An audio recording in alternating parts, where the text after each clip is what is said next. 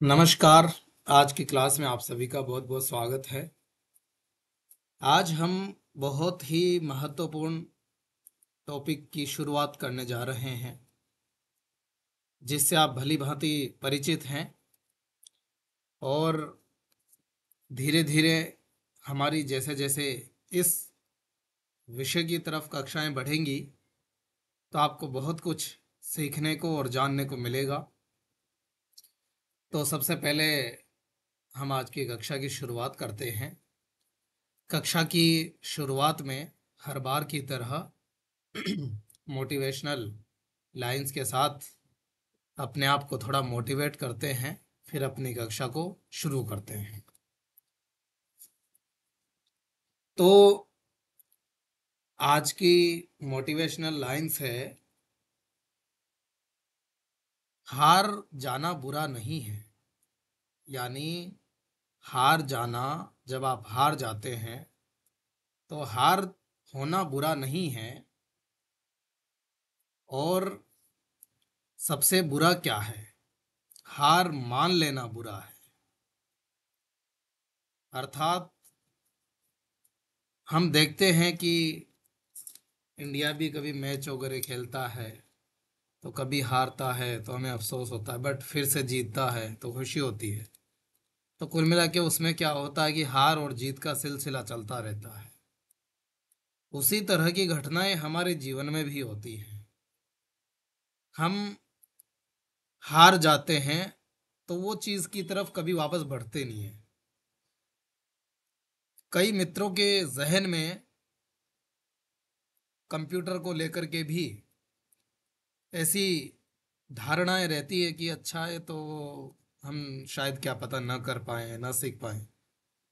But ऐसा नहीं है। कंप्यूटर कोई ऐसी चीज़ नहीं है जो आप नहीं कर पाएंगे।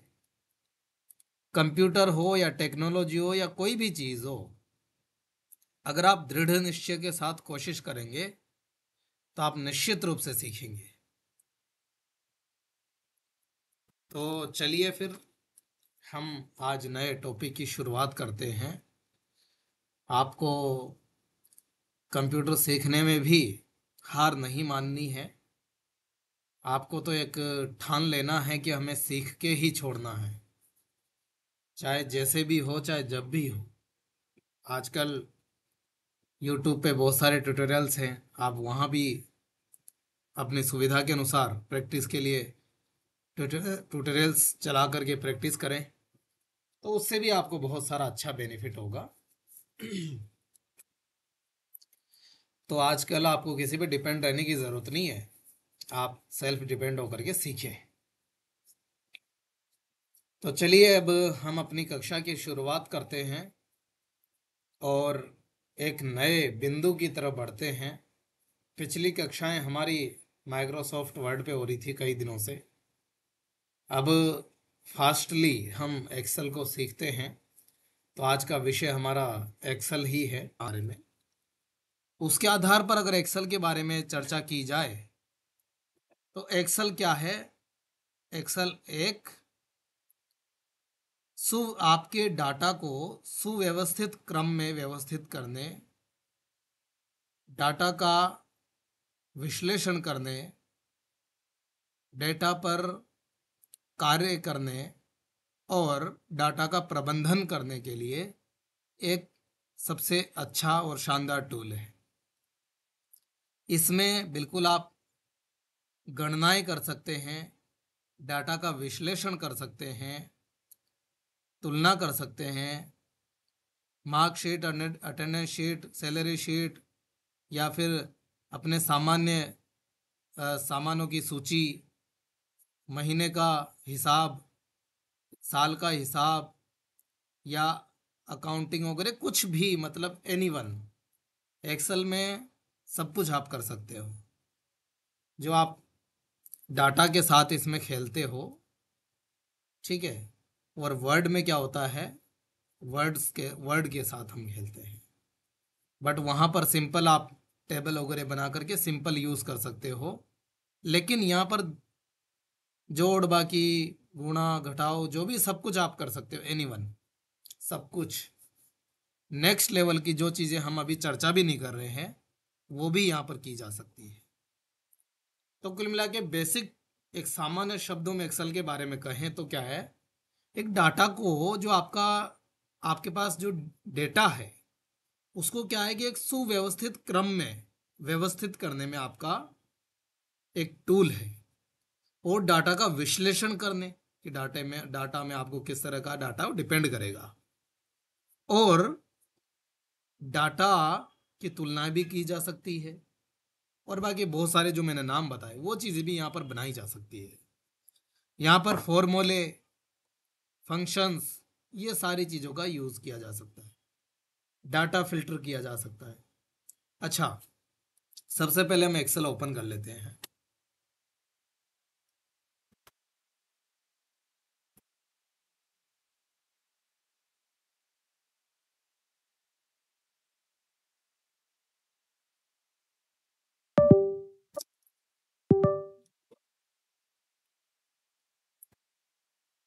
Start window, search E. Level 1 Microsoft Edge, App 1 of 1X, Excel, App 1X. Unknown Excel, home grouping, new grouping 1 of 3, templates list 2 of 3, blank workbook. Sheet 1 table, a 1. Snap assist window, running app, book 1 Excel, sheet. A 1, a 2. तो Excel हमारे सामने open हो चुका है, और Excel की खास बात क्या है, एक्सेल में होती है workbook, worksheet, rows and columns and cells. इनमें आप अपने डाटा का प्रबंधन करते हैं, डाटा का विश्लेषण करते हैं। वर्कबुक क्या होती है, सबसे पहले हम इसके बारे में समझते हैं। वर्कबुक देखो अभी आई थिंक अनाउंस करे ही है। Cell A2. अच्छा, Book 1 Excel, prop chat. ठीक है, बोला ये बुक 1, क्या बोल रहा है, बुक 1। तो एक्सेल में जो बुक 1 होता है, यानी जो बुक बोल रहा है, पुस्तक 1 एक प्रकार से बोले तो बुक 1 का मीनिंग क्या हुआ? बुक 1 का मीनिंग है कलेक्शन, शॉर्ट में आंसर करूं तो कलेक्शन ऑफ द वर्कशीट्स, क्या हो गया, वर्कबुक। वर्कबुक हम किसको कहेंगे, वर्कशीट्स के समूह को हम वर्कबुक कहते हैं, वर्कबुक कहते हैं। ठीक है, अब इसमें अगर हम आगे बढ़ें तो वर्कशीट क्या है भाई, worksheet rows, columns and cells, इनसे मिलकर के बनती है वर्कशीट। मान लीजिए आपके पास एक किताब है, एक बुक है, उसमें 100-200 पेज है, तो वो तो उसको आप बुक कहोगे, पूरी बुक जो आप वास्तव में जो आप देखते हैं वही बुक है। उसी तरह से एक्सेल में जो बुक 1 बोल रहे हैं, इसमें अगर आपकी 2, 4, 5, 100, 200 जितनी भी शीट है, तो वो पूरी सबको मिला करके हम एक साथ बोल देते हैं एक्सेल बुक 1। और बुक का प्रत्येक पन्ना यानी प्रत्येक पेज हमारे एक्सेल की तरह वर्कशीट है, यानी एक शीट, एक पेज वर्कशीट। और रोज एंड कॉलम्स आपने कभी टेबल बुक्स में भी बनी हुई देखी होगी, उसमें भी रोज एंड कॉलम्स और सेल्स बने होते हैं।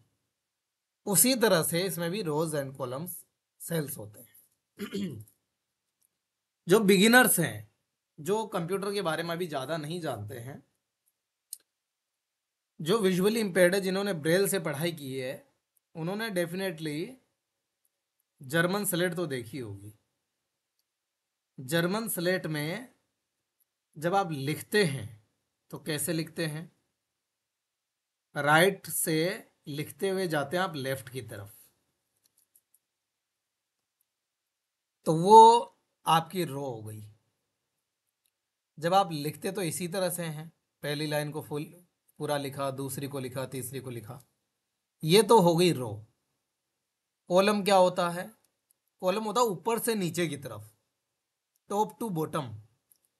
आपने कभी खंबे खड़े तो होते हुए देखे ही होंगे बिजली के, उसी तरह से कॉलम खड़े होते हैं।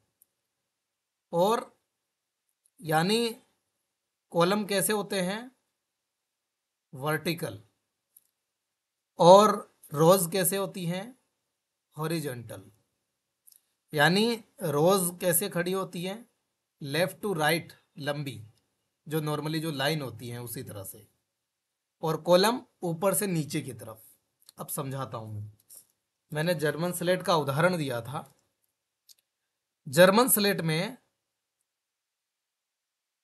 आपको मान लीजिए कि एक नेम का ही कॉलम बनाना है, या फिर एक बार के लिए एक सेल कोई ले लो।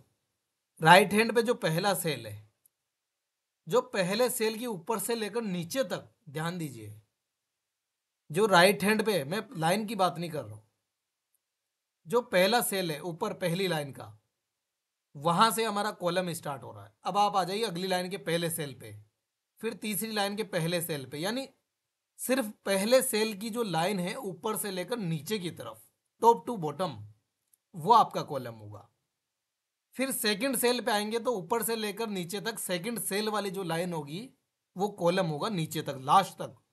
मैं लेफ्ट राइट की बात नहीं कर रहा हूं, मैं ऊपर नीचे की बात कर रहा हूं, ऊपर से नीचे की तरफ। ठीक है, तो इस तरह से होता है कॉलम। अब वो उसी तरह से अब लेफ्ट टू राइट या फिर राइट टू लेफ्ट, बात बराबर ही है। हम जर्मन में राइट टू लेफ्ट लिखते हैं।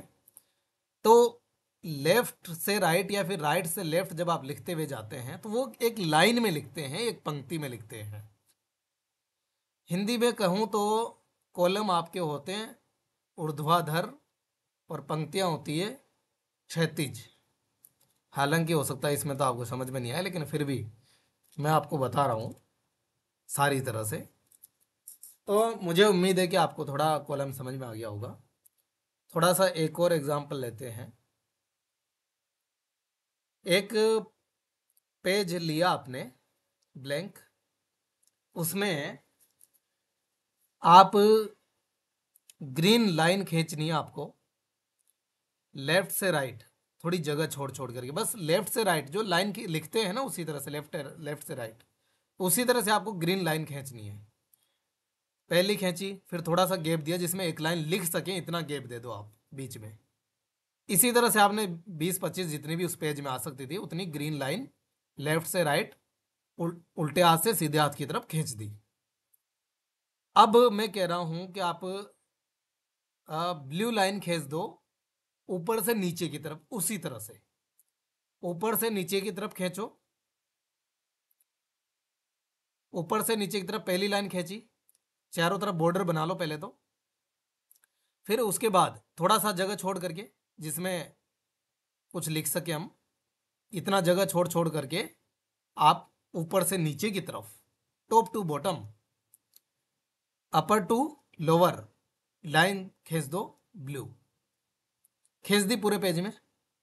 अब जो ग्रीन लाइन खींची थी आपने लेफ्ट से राइट, और टॉप टू बॉटम जो आपने ब्लू लाइन खींची थी, अब एक सोचो इन लाइनों को खींचने के बाद जब आपस में ये कटी होंगी, एक लेफ्ट है राइट और एक टॉप टू बॉटम, तो बीच में बॉक्सेस का निर्माण हुआ है, बॉक्स बने हैं। बॉक्स तो बनेंगे ही, जब एक लेफ्ट से राइट काटेगा, लेफ्ट से राइट गया और एक ऊपर से नीचे की तरफ आया बार बार हर लाइन, तो बीच में डब्बे तो बनेंगे ही, बॉक्स तो बनेंगे ही। उनको हम बोलते हैं सेल। ठीक है, तो इस तरह से होता है आपका एक्सेल का लेआउट। एक्सेल का लेआउट आप ब्रेल में भी बना सकते हैं। कैसे बनाएंगे? जैसे मैंने अभी लाइन खींचने के लिए आपको पेन से बताया, उसी तरह आप कलम से बना लो, स्टाइलस से बना लो। पहली लाइन में आप ऊपर खींचो, लेफ्ट से राइट एक लंबी लाइन, मतलब चारों तरफ बना लो। ठीक है, चारों तरफ एक, चारों तरफ दाएं बाएं ऊपर नीचे लाइन खींच दो, एक बॉक्स तो बना लो बड़ा वाला। उसके बाद आप क्या करोगे? अब ऊपर से नीचे की तरफ खींचो या फिर लेफ्ट से राइट खींचो, तो लाइनें खींच दो कुल मिला के। पहले लेफ्ट से राइट खींच दो, थोड़ा एक एक लाइन छोड़ के खींचना, जिसे, क्योंकि एक एक लाइन किस लिए छोड़नी है, बीच में शब्द लिखने के लिए। अब ऊपर से नीचे की तरफ भी खींच दो, दो दो सेल छोड़ के खींच दो, या तीन तीन सेल खींच के छोड़ दो, क्योंकि बीच में बॉक्स बनाना है ना।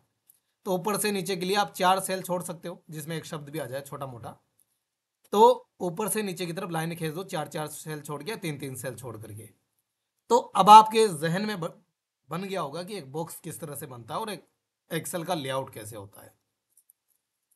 अब यहाँ पर किसी को कोई कंफ्यूजन है कि रोज कॉलम सेल्स कैसे होते हैं? किसी को कोई कंफ्यूजन है तो बताएं। खास तौर पर बिगिनर्स को हो सकता है कि कोई कंफ्यूजन हो, इसी वजह से मैं थोड़ा सा इतना लंबा लेके गया हूँ, क्योंकि कई लोग ऐसे भी जुड़े हैं जिनको बिल्कुल पता नहीं होगा एक्सेल के बारे में। तो इसमें किसी को कोई कंफ्यूजन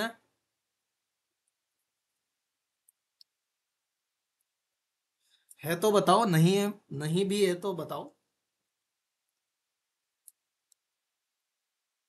देखो, एक्सेल ऐसी चीज है, इसकी आप जितनी प्रैक्टिस की करेंगे उतनी ही आपकी अच्छी होती जाएगी।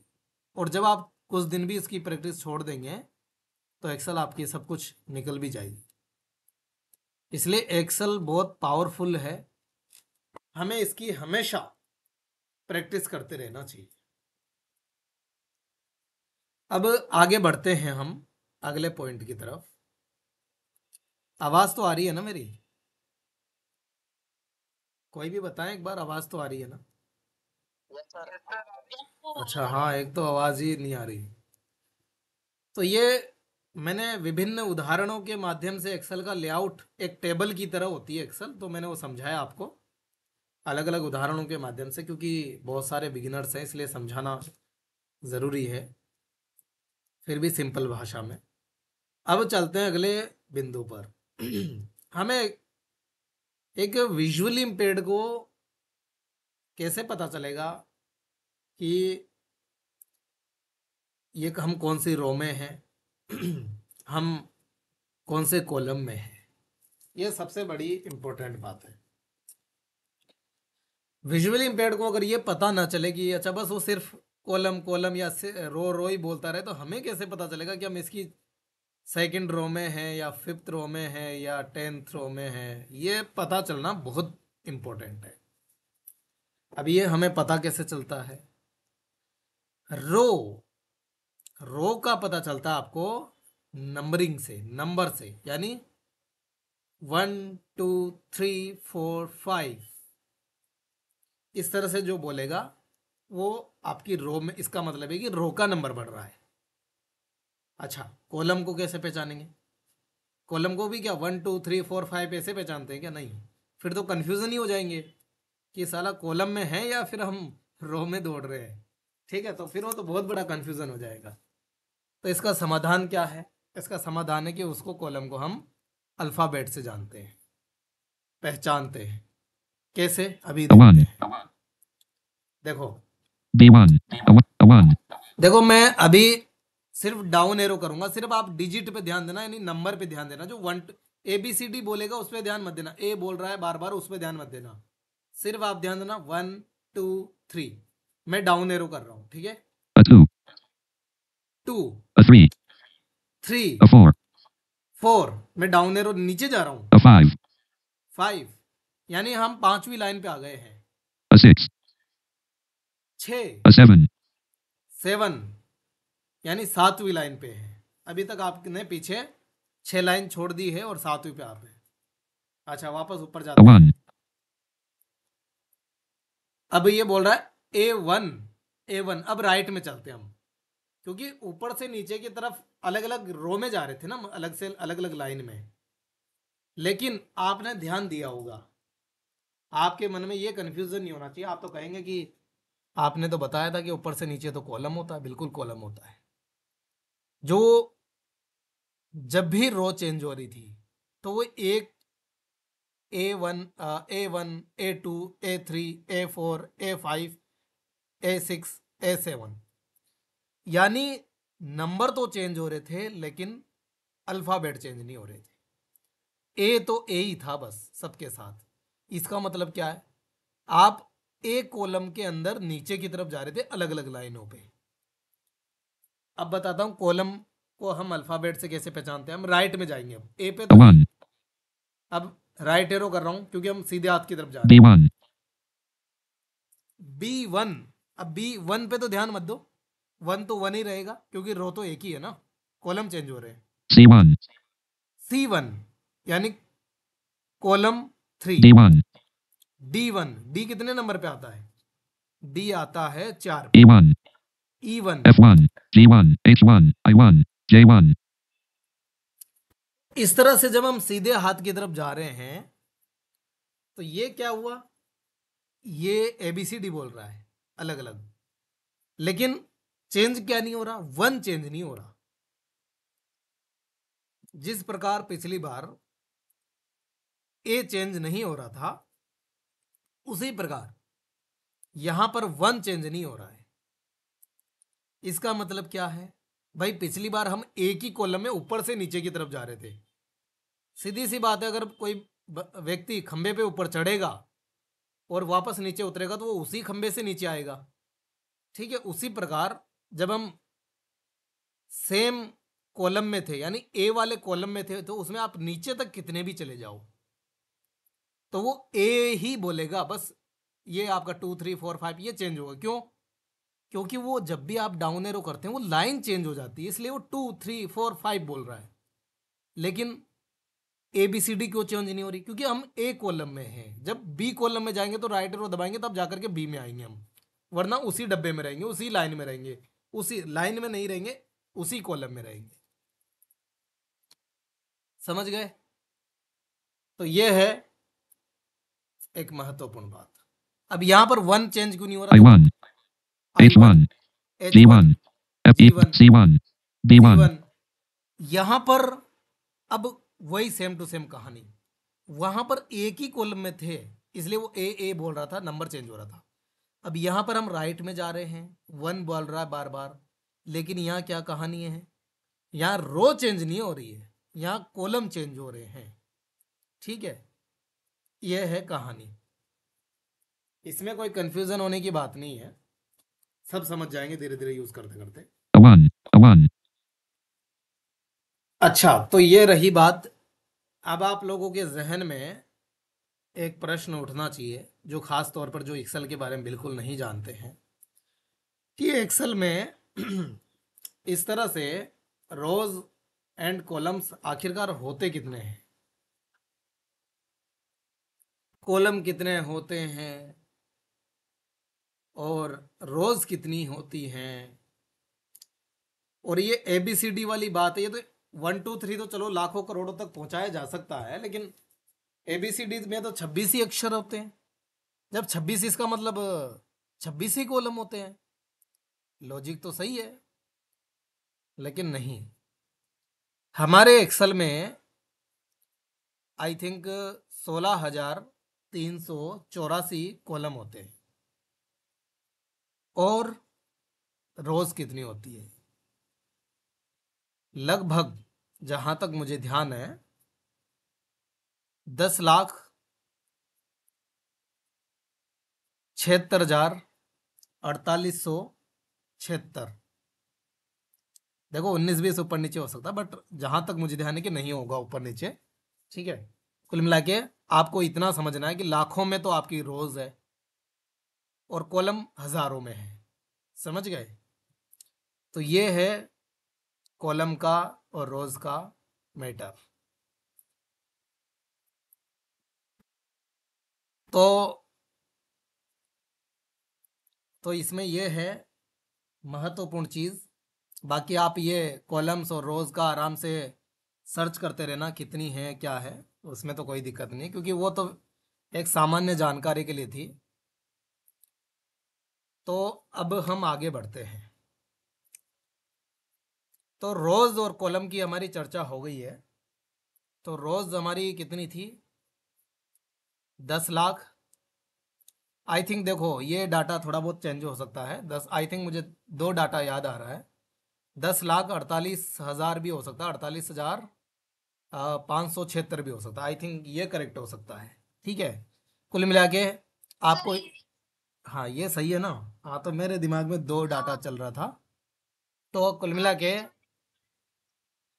हाँ नहीं नहीं, उसमें कोई दिक्कत नहीं है। देखो, ये एक सिंपल चीज़ें हैं। ये मैंने जो चीज़ मुझे डाउट में होती है तो मैं खुद ही बोल देता हूँ कि भाई आप एक बार देख भी सकते हैं, कोई दिक्कत नहीं।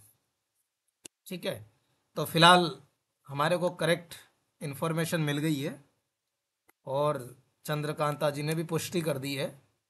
तो हमारी रोज़ कितनी हो गई भाई? 10,48,576। ठीक है, ये अब आप कंफर्म रख सकते हैं याद, इसमें आपको संशोधन की ज़रूरत नहीं है, अब आपको देखने की भी ज़रूरत नहीं है। तो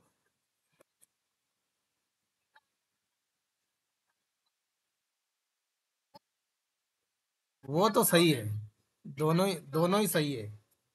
वो कॉलम्स है जो मैं बता रहा हूँ, 16,376 वो कॉलम है आपका। ठीक है, क्या?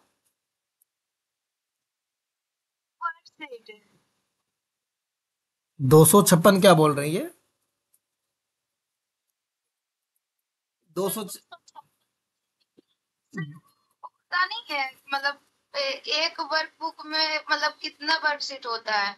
अच्छा, 256 ही होता है ना? वैसे तो देखो, आप इंसर्ट कर सकते हैं नॉर्मली, तो कईयों में तो एक आती है, कईयों में 3 आती है। ठीक है, अलग अलग आती है। और ठीक है, जानकारी के लिए अच्छी बात है। बाकी तो आपके 2-4 वर्कशीट ही ज़्यादातर यूज़ होती हैं।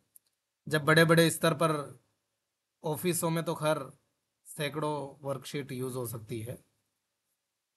तो कुल मिला के बात ये रही कि आपको रोज़ और कॉलम की इंफॉर्मेशन मिल गई। अब आते हैं दूसरे पॉइंट पे कि कॉलम्स जब मैंने बताया कि एबीसीडी से पहचानते हैं। हाँ जी। हम्म।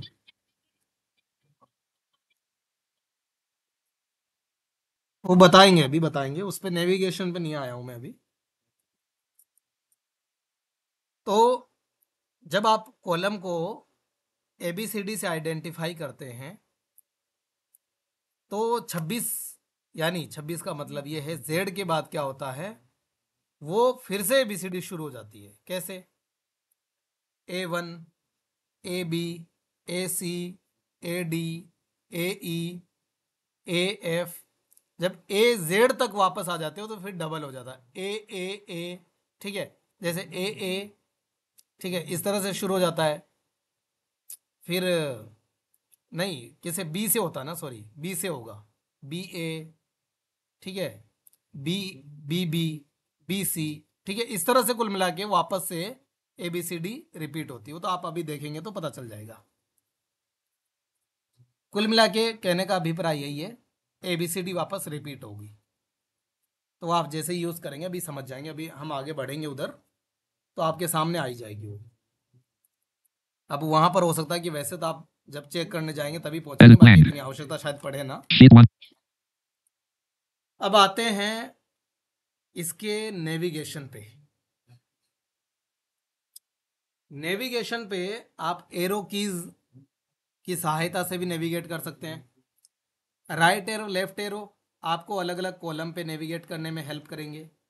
अप एरो, डाउन एरो, ऊपर नीचे अलग अलग रोज पे अलग अलग रोज पे नेविगेट करने में आपको हेल्प करेंगे। दूसरा, ये तो है ही एरो कीज, इसके अतिरिक्त है टैब और शिफ्ट टैब। टैब और शिफ्ट टैब, टैब से आप नेक्स्ट कॉलम, शिफ्ट टैब से प्रीवियस कॉलम पे आप नेविगेट कर पाएंगे। अच्छा, कॉलम पर नेविगेट करने का कोई, रोज पे नेविगेट करने का कोई दूसरा तरीका है? किसी को पता है? किसी न किसी को तो पता ही होगा एरो कीज के अलावा।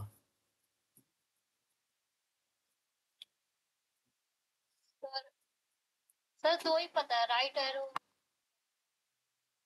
और किसी को? चंद्रकांता जी आपको पता है? नहीं सर, एक्चुअली जब नॉर्मल थे तभी ये किए हैं, तो इस हिसाब से नहीं पता वहां है तो आपको हमको। जरूरत भी नहीं पड़ी होगी ना। जी सर। अच्छा, और किसी को आइडिया है कि हम रोज पे देखो, अप एरो डाउन एरो तो है ही रोज पे मूव करने के लिए, लेकिन क्या और भी तरीका है? क्या चीज है? एक ने बोला एंटर, और दोनों ही एंटर बोल रहे हो क्या?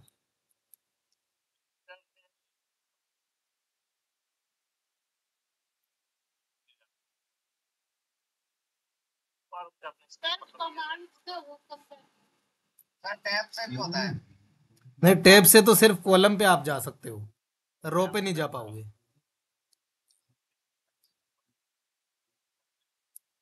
तो बिल्कुल सही बात है, आप अलग अलग कॉलम पर नेविगेट कर सकते हो। किससे? अलग अलग कॉलम पे तो नेविगेट करने के लिए आपका टैब है, शिफ्ट टैब है। टैब शिफ्ट दोनों है, क्योंकि एक से आप आगे जाएंगे और शिफ्ट टैब से पीछे जाएंगे।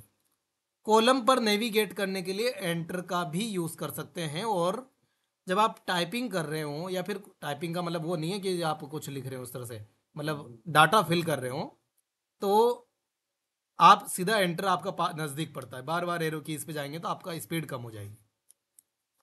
तो आप एंटर का भी यूज़ कर सकते हो। कईयों में ये डिफ़ॉल्ट होता है, कईयों में नहीं होता। देखते हैं मेरे में कि है या नहीं। एंटर A करते 2, हैं, a A2, 3, a A3, 4, a 5, यानी मेरे में है। और पीछे जाने के लिए shift enter, a 4, a 3, a 2, a 1. 1 पे आ गए। तो ये भी एक तरीका है नेविगेट करने का।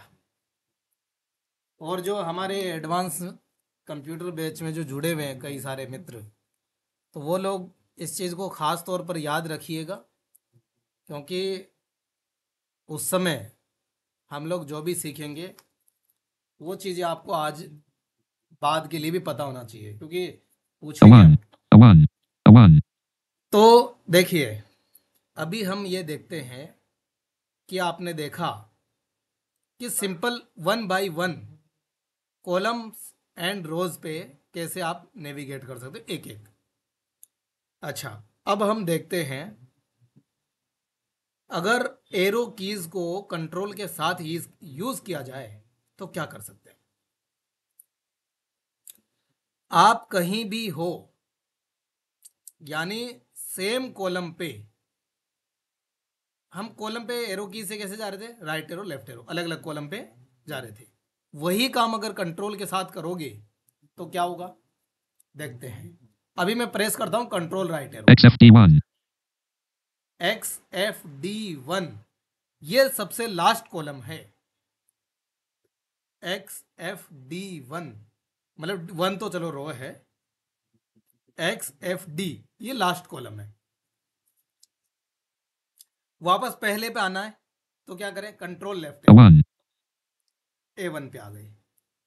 तो इसका मतलब क्या है, कंट्रोल के साथ राइट एरो लेफ्ट एरो सीधा आपको जंप करने में मदद करते हैं।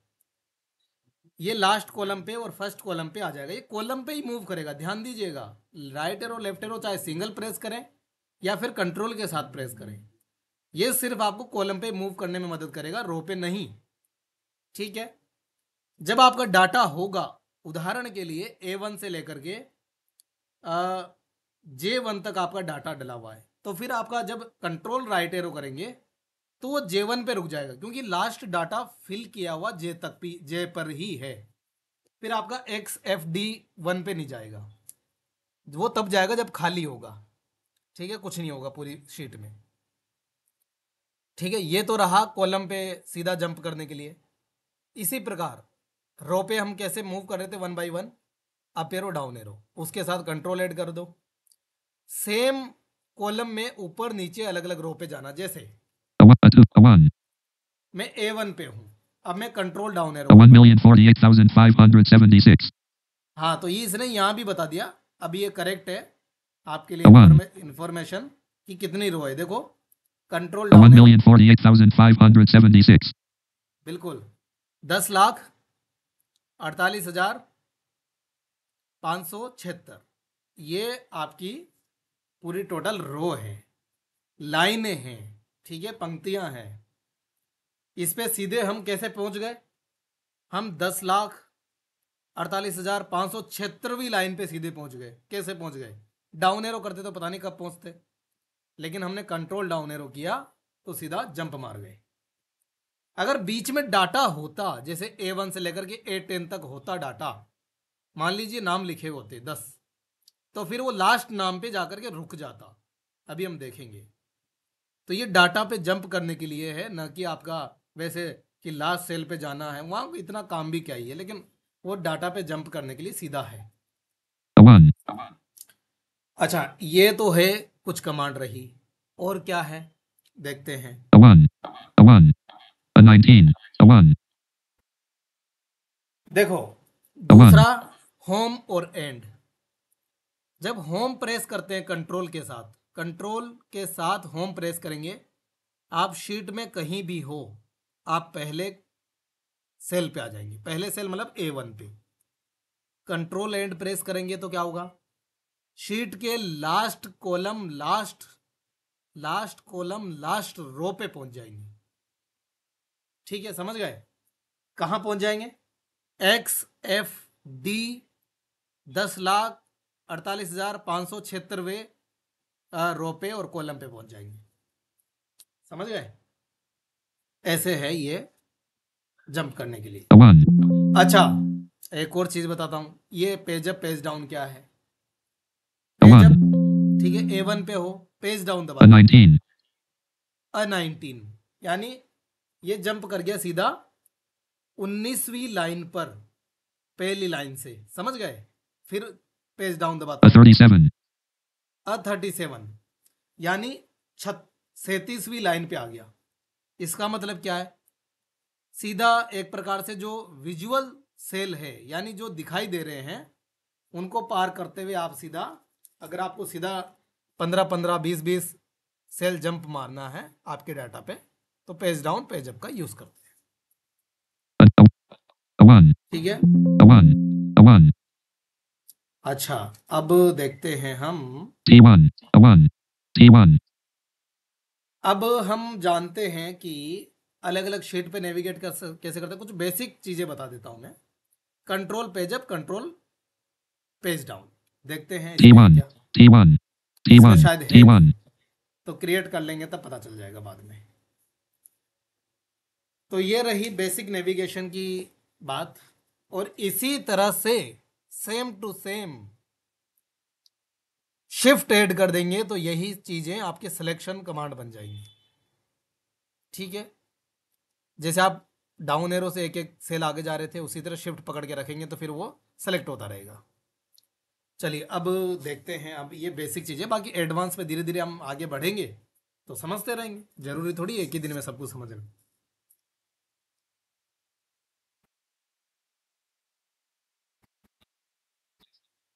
तो आज के लिए मुझे लगता है कि इतना ही रखना चाहिए, क्योंकि समय हो गया है। अभी आप लोग, अगर आपके कोई क्वेश्चंस हैं तो बताइए। desktop list, ठीक है, आपका स्वागत है। क्योंकि फिर widgets toggle button not pressed, ji ji book 1 Excel, sheet 1 table.